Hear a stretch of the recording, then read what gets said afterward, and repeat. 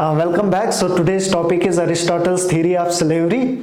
According to Aristotle, nature has created two kinds of person. How many kinds of person? Two kinds of person. One is master, one is slave. So slave is further divided into two categories. One is prisoner of war, another one is natural slave.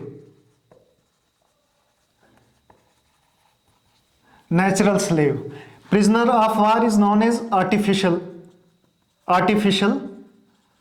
slave. So what is the difference between master and slave? Master के पास reason होता है, वो mentally strong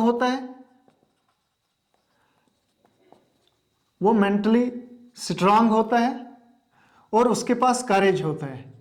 यानी कि master के पास अक्ल होती है, बुद्धि होती है, उसके पास तेज दिमाग होता है, शातिर दिमाग होता है.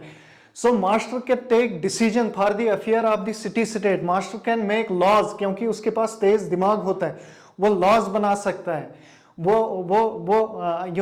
इन कोर्ट्स वो डिसीजन ले भी सकता है, डिसीजन दे भी सकता है, फैसले ले भी सकता है और फैसले दे भी सकता है, क्योंकि वो मेंटली स्ट्रांग है, उसके पास करेज भी है, वो बोल्ड डिसीजन ले सकता है. जबकि स्लेव के पास ना रीजन होता है, उसको ही लैक्स रीजन, वो रीजन की कमी भी होती है उसके पास, वो मेंटली भी स्ट्रांग नहीं होता है,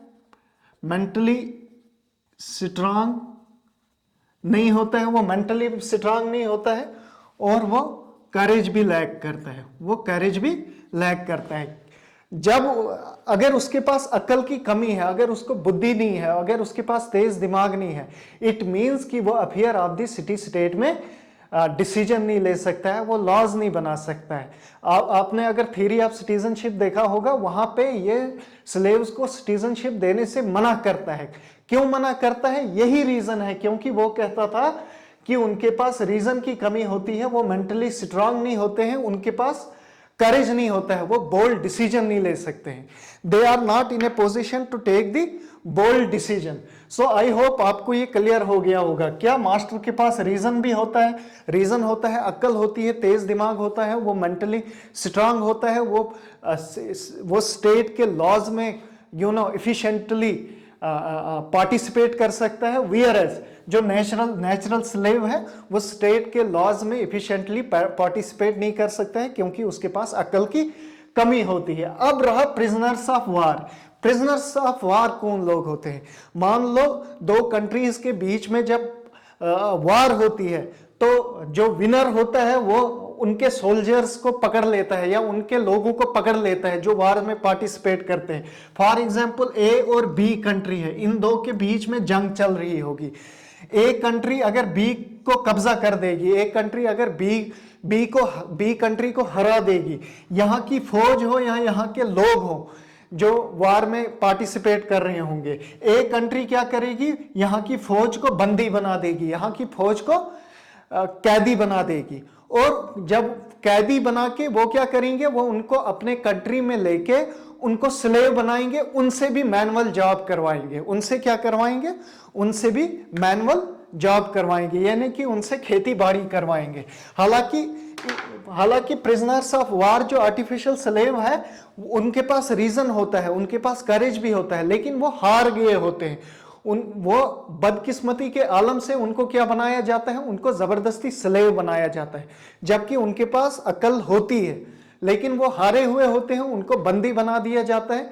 मैं आपको एक एग्जांपल दूंगा. फॉर एग्जांपल आप अगर यूक्रेन में देखेंगे, अभी जो वार चल रही है, रशियन आर्मी कई यूक्रेनियन सोल्जर्स को उन्होंने जिंदा पकड़ लिया और जिंदा पकड़ के उनको कैदी बना दिया. लेकिन अगर वो ग्रीक में होते तो कैदी बना के उनको स्लेव बना दिया जाता. तो इसलिए उनको आर्टिफिशियल स्लेव कहा गया है. वो नेचुरल स्लेव नहीं है, वो बाय बर्थ उनके पास लैक ऑफ रीजन नहीं है, वो आर्टिफिशियल, उनको जबरदस्ती स्लेव बना दिया गया है. जबकि नेचुरल स्लेव है वो बाय बर्थ उनको अक्ल, उनको बुद्धि की कमी है। इनको बुद्धि की कमी नहीं है, बल्कि इनको जबरदस्ती स्लेव बना दिया गया है।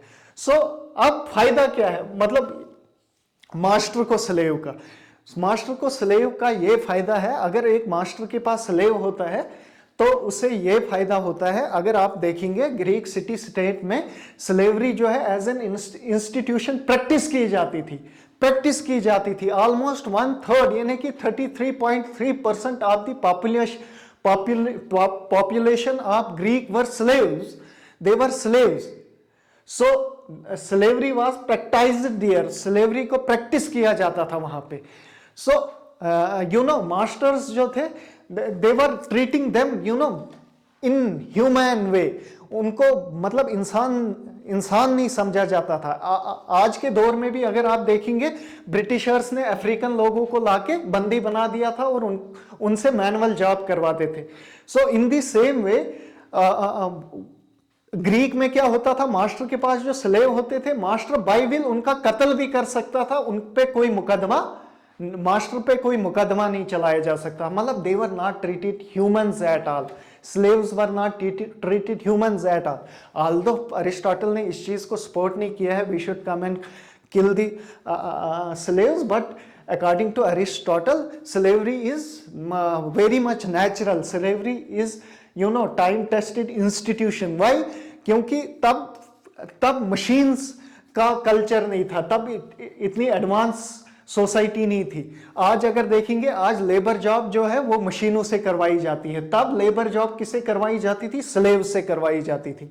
सो स्लेव क्या करता था, स्लेव जो था, स्लेव का जॉब क्या था, स्लेव जो था वो मैनुअल जॉब करता था, वो हल जोतता था, वो खेती बाड़ी करता था, वो गंदम उगाता था, शाली उगाता था, सब्जियां उगाता था। सो उससे क्या फायदा मिलता था मास्टर को, मास्टर को यह फायदा मिलता था, मास्टर के पास फ्री टाइम होता था, मास्टर को उससे फ्री टाइम मिलता था। मास्टर अपना दिमाग जो है वो in the affair of the city state लगाता था। अब अगर मास्टर के पास स्लेव ही नहीं होता, समझो इस चीज को, मास्टर के पास अगर स्लेव ही नहीं होता तो व्हाट वुड हैपन, मास्टर को खुद हल जोतना पड़ता, मास्टर को खुद गंदम उगाना पड़ता, मास्टर को खुद सब्जियां उगानी पड़ती।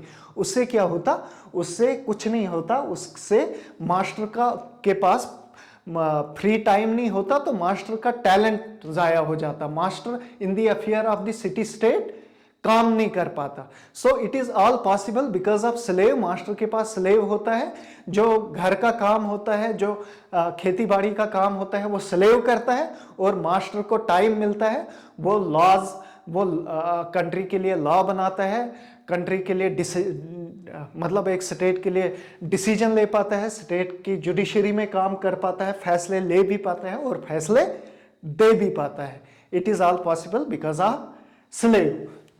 So according to Aristotle, Hellenic can never be slaves. Hellenic can never be slaves. Hellenic कौन थे इनके नजदीक, Hellenics were Greek, ये खुद को Hellenic कहते थे। So ये मतलब it seems racial superiority. It means कि other part of the world, जो लोग other part of the world में रहते हैं, they can be the slaves, but Greek can never be the slaves. So racial superiority की बात हो रही है यहाँ पे. It is the subject of criticism as well. So according to Aristotle, Hellenic can never be slave. Hellenic कभी slave हो ही नहीं सकते हैं. But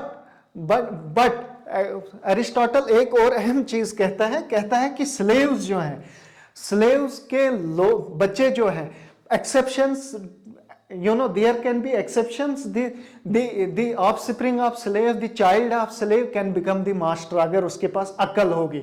In the same way, there can be there can be chances, there can be, we can say, there can be chances कि child of master can burn without having any reason. So child of master exception है ये, can become the slave. So in short, slaves जो है, slave के क्या फायदे हैं वो मैंने बता दिया, क्योंकि मास्टर को फ्री टाइम मिलता है, master in the affair of the city state में पार्टिसिपेट करता है। वो we are as natural slave है, ये in the affair of the city state में पार्टिसिपेट नहीं करते हैं, क्योंकि उनके पास रीजन की कमी होती है, वो मेंटली स्ट्रांग नहीं होते हैं, उनके पास करेज की कमी होती है, बल्कि वो फिजिकली स्ट्रांग होते हैं। फिजिकली स्ट्रांग होते हैं, इसीलिए वो मैनुअल जॉब कर पाते हैं, इसीलिए वो हल जोत सकते हैं, गंदम उगा सकते हैं, शाली उगा सकते हैं, सब्जी उगा सकते हैं। सो स्लेव के जो मैंने फायदे बोले, और 3 फायदे मैं बताता हूं। स्लेवरी से क्या होता है, स्टेट जो स्लेवरी का एक इंस्टीट्यूट बनाया है, जो अलग एक ग्रुप ऑफ सोसाइटी में जो स्लेव्स को अलग करके रखा है, जिनके पास रीजन की कमी है, सो उससे एक फायदा होता है स्टेट को। State is ruled only by the people who are in a position to rule, यानी कि स्टेट को वही लोग रूल करते हैं जो उस काबिल होते हैं। अब अगर स्लेव को सोसाइटी में अलग करके नहीं रखा होता, वो भी रूल करना शुरू करते, क्योंकि उनके पास रीजन की कमी है। सो उससे क्या होता, स्टेट में तबाही हो जाती। सो स्लेवरी के इंस्टीट्यूशन ऑफ स्लेवरी है, उससे एक फायदा है कि state is ruled only by the people who are in a position to rule. दूसरा फायदा है इकोनॉमिक बेनिफिट ये है कि स्लेव्स जो होते हैं, they are physically strong, so they are involved in manual job and they can work for a long time because they are physically strong, और उससे क्या होगा, आउटपुट ज्यादा जनरेट होगा। 2, और तीसरा है जो मैंने ऑलरेडी कहा, मास्टर जो है, मास्टर को फ्री टाइम मिलता है। मास्टर को क्या मिलता है, फ्री टाइम मिलता है। He uses his talent in the affair of the city state, he uses his intellect in the affair of the city state. So this is the theory of slavery. So I guarantee you just concentrate on my lectures. I guarantee you, either you prepare for UPSC, PSC or NET or whatever exam, BA, जिस मर्जी के लिए आप पढ़ रहे हो, I guarantee you just go through any material in the market, you will understand. You need not require any kind of coaching. Anyhow, so his slavery is subject to criticism as well. As I told you, he considered outsiders, he considered that Greeks can never be slaves. It means other part of the world, people of other part of the world can be slaves. It is the matter of subject of criticism. Karl Marx ने criticise किया है कि जो those who are involved in the production, they are not given political rights. That is also the subject of criticism. Human rights वालों ने इस चीज को, मतलब it is against the human rights, it violates the human rights. So these are certain criticism. I will provide notes where it will get, you just understand things here, so it will be easy for you to go through the notes. मेरे notes में जाओ, या मैं collect करता हूँ different sources. So different sources, I have not concentrated even through, मैं एक single source को लेके काम नहीं करता हूँ. I do consult so many notes, even I have consulted my professors as well, उनके notes को मैं consult करता हूँ. So anyhow, I hope कि आपको ये समझ आया होगा. So this was the motive behind the theory of slavery which Aristotle talks about. I hope कि आपको clear हो गया होगा.